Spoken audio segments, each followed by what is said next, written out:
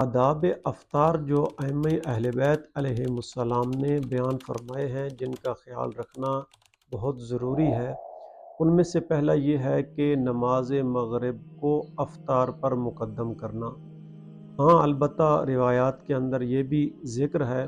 کہ اگر آپ کے اندر طاقت اور توانائی نہیں ہے تو اس صورت میں پہلے آپ افطار کریں گے، پھر نماز پڑھیں گے۔ اور اسی طرح امام محمد باقر علیہ السلام سے روایت ہے، اگر آپ کے خشوع اور خضوع میں کمی آئے، یعنی آپ نے ابھی افطار نہیں کیا، آپ جلدی جلدی نماز پڑھنا چاہتے ہیں، تو اس صورت میں یہ ہے کہ آپ پہلے افطار کر لیں، پھر آپ اطمینان سے نماز ادا کریں۔ یا پھر ایسی حالت ہے، ایک ایسی جماعت ہے، ایک ایسا گروہ ہے جو پہلے افطار کرنا چاہتا ہے، تو اس صورت میں آپ اس جماعت کی ہم نوائی کریں گے، ان کے ساتھ افطار کریں گے، اور پھر اس کے بعد آپ نماز مغرب و عشاء بجا لائیں گے۔